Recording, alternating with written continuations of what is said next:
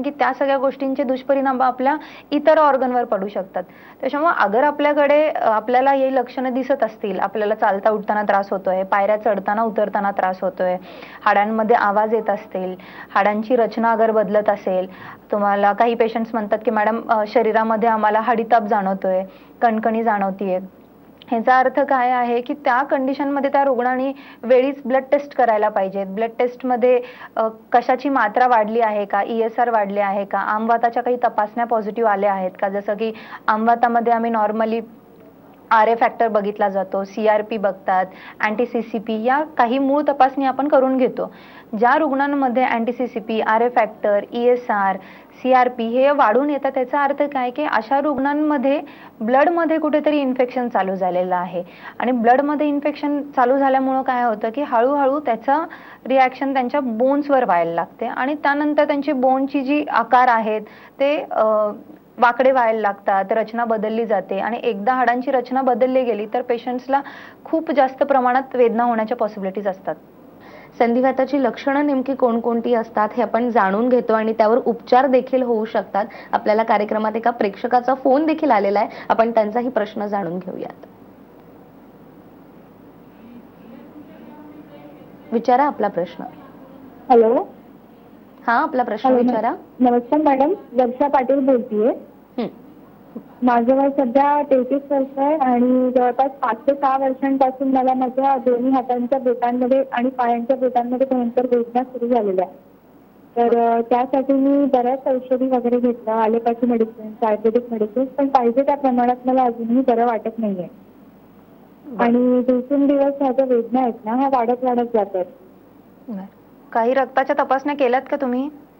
हो, मी रक्ताच्या तपासण्या केलेल्या मॅडम. तर RA फॅक्टर नावाची जी तपासणी आहे माझी ती पॉझिटिव्ह आलेली आहे. बरं. तर हां.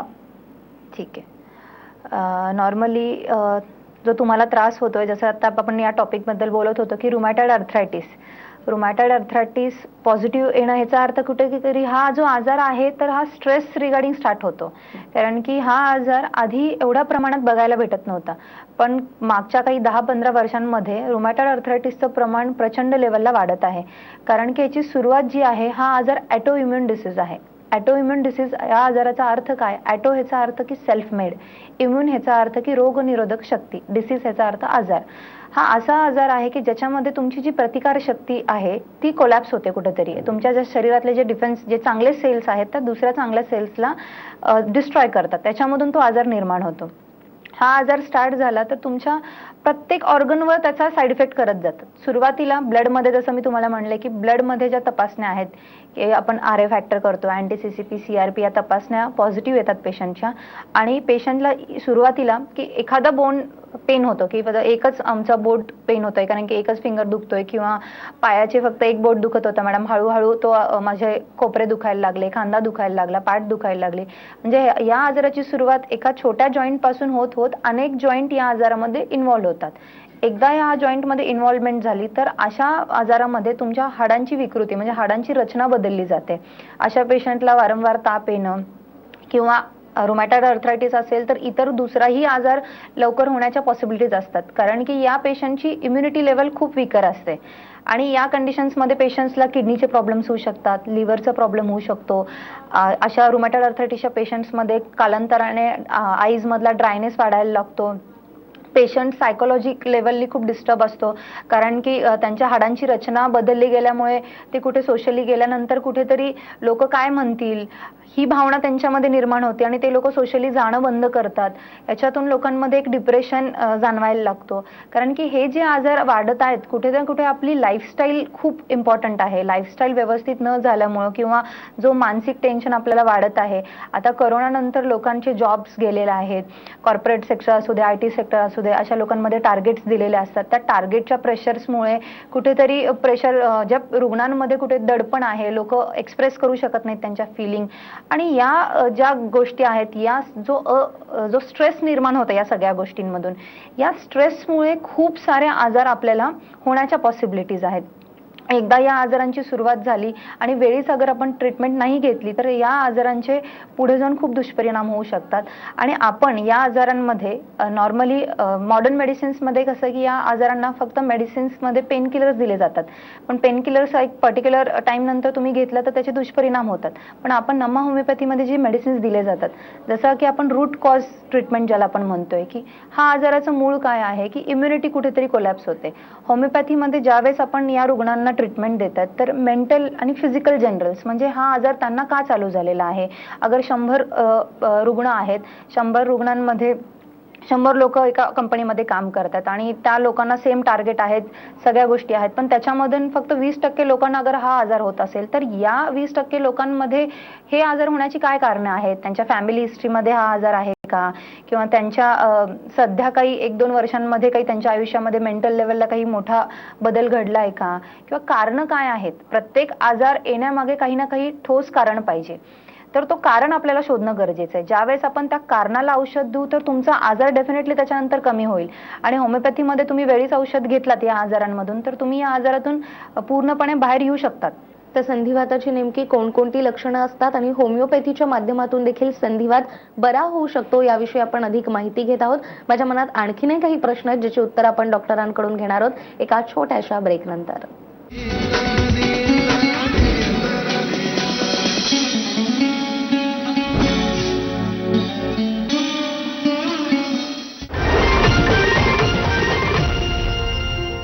करता मोटेगावकर सरांचे आरसीसी याही वर्षी देणार 11वीच्या 2000 विद्यार्थ्यांना स्कॉलरशिप.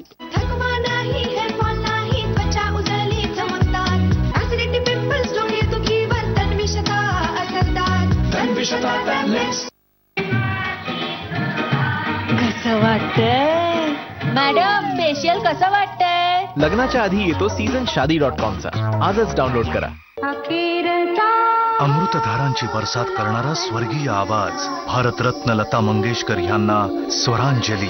लता मंगेशकर गेल्या असं म्हणण्यापेक्षा देवी सरस्वतीने लता मंगेशकर नावाचा देह सोडला.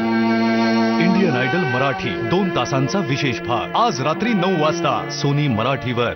लाट बाई लाट पापड लाट, लाट बाई लाट पापड लाट. इटुकले चोर चोरतात माल, मेंढीच्या हातांचे होतात हाल.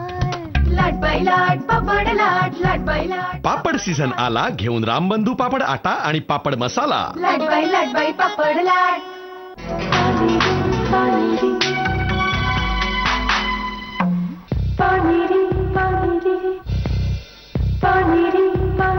OLX ऑटोजच देतात तुमच्या कारची best price.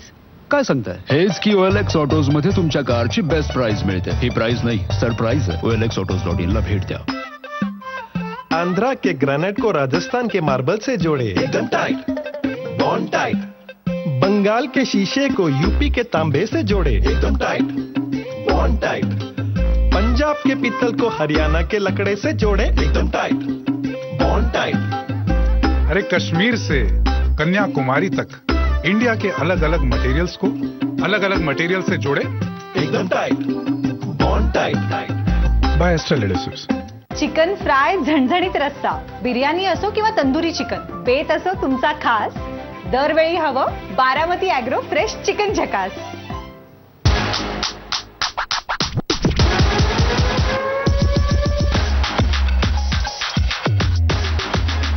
Go Hinchless with Lenskart Air App. Lenskart. Download the app or call 1-800-111-111. शादी का किचन महके जहां, गोल्डी किचन किंग मसाले 100% हो वहां. गोल्डी किचन किंग मसाले, जहां जाएं रिश्ते बनाएं. जहाँ जाए रिश्ते बनाए, गोल्डी मसाले. 50 लाखाची आहे. 50 लाख. जसा परफॉर्मन्स तशी प्राइस. इंडिगो पेंट्स पण हेच म्हणते. Extra shine, extra coverage, longer life. Indigo paints. जसा परफॉर्मन्स तशी प्राइस.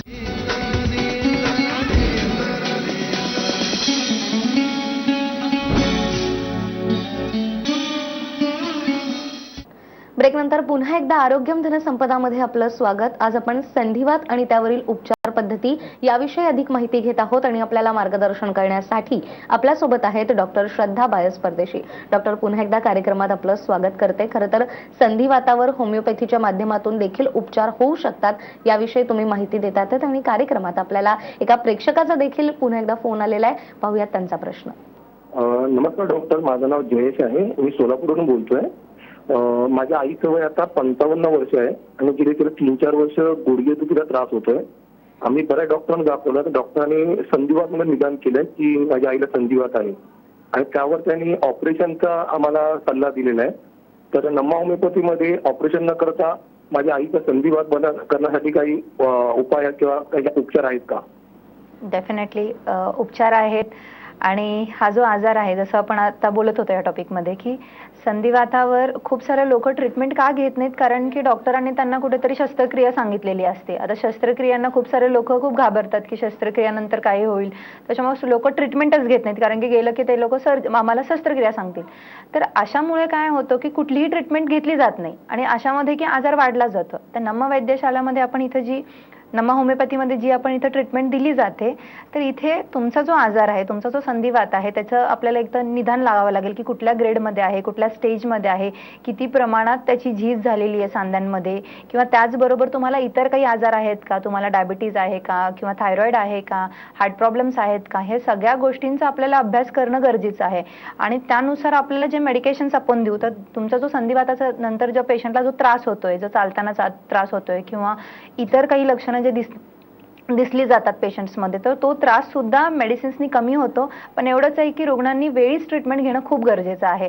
तुम्ही वेळीच ट्रीटमेंट घेतलात तर तुमचा जो आजार आहे याच्यातून आपण तुम्हाला डेफिनेटली कमी करू शकतो तुमचा जो आजार आहे.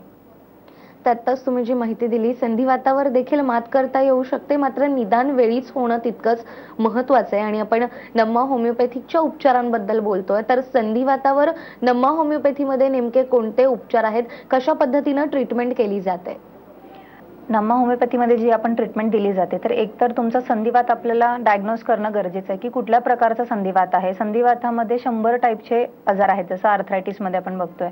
त्याच्यामध्ये ऑस्टिओआर्थरायटिस, रुमॅटॉइड आर्थरायटिस ज्याला आपण आमवात म्हणतोय, गावठी आर्थरायटिस ज्याला आपण युरिक ऍसिड लेवलची शरीरामध्ये मात्रा वाढून तो आजार चालू होतोय, त्याला सोरॅटिक आर्थरायटिस आहे. त्याचबरोबर मानेचे जे हाडं आहेत त्याच्यामध्ये घर्षण होऊन सर्वायकल स्पॉन्डिलायसिसचा आजार आपल्याला बघायला भेटतोय. पाठीच्या ज्या गाद्या आहेत तिथे घर्षण झाल्यानंतर जो आजार होतोय त्याला आपण लंबार स्पॉन्डिलायसिस म्हणतात. तर याचा अर्थ की पहिलं तुमचा आजार कुठला आहे आपल्याला ते बघणं गरजेचं आहे. दुसरी गोष्ट, आजारांना त्या मेडिसिन्स बरोबर तुमची फिजिकल ऍक्टिव्हिटीज, जसं तुमचा योगा, तुमचं वॉकिंग, तुमचं संतुलित आहार, जसं की आजकालचं जे लाईफस्टाईल आहे ते खूप फास्ट फॉरवर्ड आहे, त्याच्यामुळे लोक फास्ट फूडवर जास्त फोकस केला जातात. आणि या फास्ट फूड म्हणजे हा जो आहार आपण घेतला जातो, तर हा कुठे ना कुठे तुमचं शरीर इंटरनल लेवलनी पेशंट्सला कोलॅप्स करत जातोय. संतुलित आहार न घेतल्यामुळे काय आहे की पेशंट्सला वेट गेन होत आहेत. वेट गेन झाल्यानंतर ओबेसिटी हा ऑस्टिओआर्थरायटिसमध्ये एक वन ऑफ द कॉज आहे. खूप जास्त ओव्हरवेट झालं तर डेफिनेटली तुमच्या गुडघ्यांवर तुमच्या वजनाचं प्रेशर वाढेल आणि कुठेतरी तुमच्या गाद्या लवकर डॅमेज होण्याच्या पॉसिबिलिटी आहेत. तर आपल्याला औषधांबरोबर तुमचं संतुलित आहार मेंटेन करणं गरजेचं आहे, तुमच्या फिजिकल ऍक्टिव्हिटीज मेंटेन करणं गरजेचं आहे. त्याचबरोबर काही लोकांना काही वाईट सवयी असतात, स्मोकिंग, ड्रिंकिंग, या वाईट सवयींचं अगर असतील पेशंट्समध्ये तर तुम्हाला हा आजार लवकरात लवकर होण्याच्या पॉसिबिलिटी आहेत. आणि नमा होमिओपॅथीमध्ये जी आपण ट्रीटमेंट दिली जाते, तर तुमचा आर्थरायटिस किंवा तुमचा आजार कुठल्या प्रकारचा आहे त्याचं निदान करून तुम्हाला हा आजार चालू का झाला आहे, त्याच्या मागची पार्श्वभूमी काय आहे, तुमची फॅमिली हिस्ट्री बघितली जाते, तुमची एक लॉंग हिस्ट्री घेतली जाते. जसं की होमिओपॅथीमध्ये जी ट्रीटमेंट आपण देतोय त्याच्यामध्ये फिजिकल आणि मेंटल, म्हणजे तुमचा शारीरिक तर आम्ही एक्झामिन करून शारीरिक गोष्टी तर लक्ष देणार, पण त्याचबरोबर मेंटल, कारण की आता ज्या कंडिशनमध्ये लोकांना स्ट्रेसमुळे खूप सारे आजार येतात. तर आपल्याला शारीरिकसाठी जसं आपण जिम करतो, योगा करतोय, तसं मेंटल हेल्थ हेल्दी ठेवण्यासाठी आपल्याला मेडिकेशन घेणं खूप गरजेचं आहे. ज्यावेळेस शरीर तुमचं चांगलं राहील, त्याचबरोबर तुमचं मनही फ्रेश राहील, तर तुम्हाला कुठलाही आजार होणार नाही. आणि आजार असेल तरी तो डेफिनेटली हळूहळू करत तो कम्प्लिटली कमी होऊ शकतो. पण आपल्याला वेळीच व्यवस्थित ट्रीटमेंट घेणं खूप गरजेचं आहे. खरं तर संधिवातावर देखील उपचार पद्धती आहे आणि होमिओपॅथीच्या माध्यमातून देखील संधिवातावरती आपण मात करू शकतो, याबद्दल तुम्ही माहिती देतातच आहे. संधिवातामध्ये खरं तर गाऊट हा आजार देखील होतो, तर नेमकं याविषयी काय सांगाल? हो, नक्कीच. आता हा गाऊट जसं आता आपण म्हणत होतो की ब्लड टेस्ट करणं खूप गरजेचं आहे. म्हणजे ब्लड टेस्ट केल्यानंतर एक्झॅक्टली तुम्हाला आजार कुठला आहे किंवा कुठल्या प्रकारचं तुम्हाला अर्थरायटिस आहे हे आपल्याला बघायला भेटतं. जसं की आपण रुमॅटॉइड अर्थरायटिसला जसं RA फॅक्टर सांगितलं, तसं गाऊट या आजारामध्ये युरिक ॲसिडचं जो प्रमाण आहे तो वाढला जातोय. युरिक ॲसिडचं प्रमाण, युरिक ॲसिड काय की आपल्या किडनीमधून एक असं क्षार आहे की जे की लघवी मार्फत ते बाहेर पडायला पाहिजे. अगर हे असं नाही झालं तर काय होतं की त्याचं शरीरामध्ये कुठे ना कुठे त्याचं डिपॉझिशन होतं आणि त्या डिपॉझिशनमध्ये पेशंट्सला प्रचंड वेदना होतात. त्याची सुरुवात नॉर्मली आपल्या पायांपासून होते, पायांचा एखादा जॉईंट इन्व्हॉल्व होतो आणि या आजारामध्ये सुद्धा पायांची रचना किंवा बोटांची रचना बदलली जाते. इथे अगर वेळीच आपण लक्ष नाही दिलं तर डेफिनेटली कुठेतरी किडनी आपल्याला इन फ्युचर जाऊन किडनीला पण अफेक्शन होण्याच्या पॉसिबिलिटीज आहेत किंवा हा एक खूप मेजर आहे. कारण की हा आजार पुरुषांना पण तेवढ्याच प्रमाणात बघायला भेटतोय, त्याचबरोबर स्त्रियांना सुद्धा बघायला भेटतोय.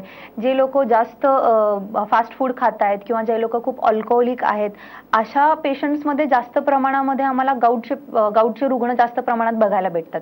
पण हा आजार व्यवस्थित तुम्ही ट्रीटमेंट घेतला तर या आजारातून तुम्ही कम्प्लिटली बाहेर पडू शकतात.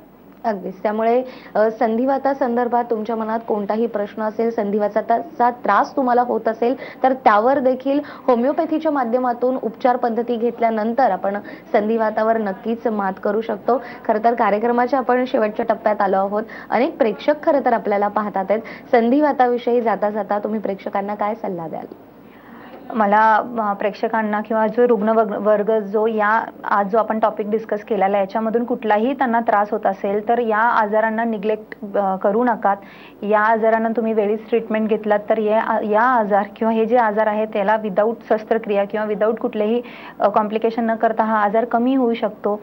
व्यवस्थित मेडिसिन्स बरोबर तुम्हाला तुमच्या फिजिकल ॲक्टिव्हिटीज करायच्या, तुम्हाला एक संतुलित आहार मेंटेन करायचा, एक चांगली जीवनशैली अगर आपण व्यवस्थित मेंटेन केली, तुमचा संतुलित आहार, तुमची वॉकिंग, तुमचं प्रॉपर मेडिकेशन्स, तर तुम्ही या आजारातून कम्प्लिटली बाहेर पडू शकाल आणि इतरही कुठलाही आजार होण्याच्या पॉसिबिलिटीज तुम्हाला खूप कमी प्रमाणात होणार. त्याच्यामुळे वेळीच तुम्ही ट्रीटमेंट घ्या आणि या आजारातून तुम्ही मुक्तता पहा.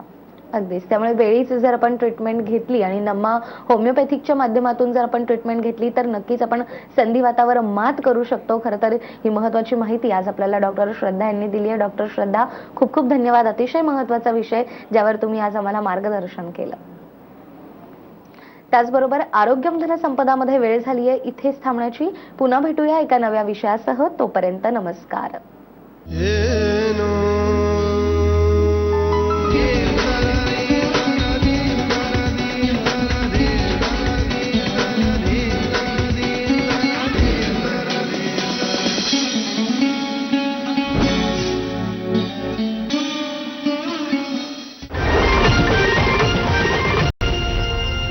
निरोगी राहण्यासाठी केस, त्वचा व सर्व आरोग्य तक्रारींवर गहू रोप सत्वाची ग्रीन इम्युनिटी रोज घ्या. तन्वी व्हिटाग्रासो टॅब्लेट्स. तळाताच्या फोडासारखं सपलं तिला अख्ख्या गावात आबरू. दाखवलं तर बरंच काय काय तू फसवलंयस मला. तुम्ही जबरदस्ती केली का इकडे यायला? होय. जो थोबाड काय शिवलेला का? कश्मीर से कन्याकुमारी तक इंडिया के अलग अलग मटेरियल्स को अलग अलग मटेरियल से जोड़े एकदम tight, bond tight bye astral adhesives.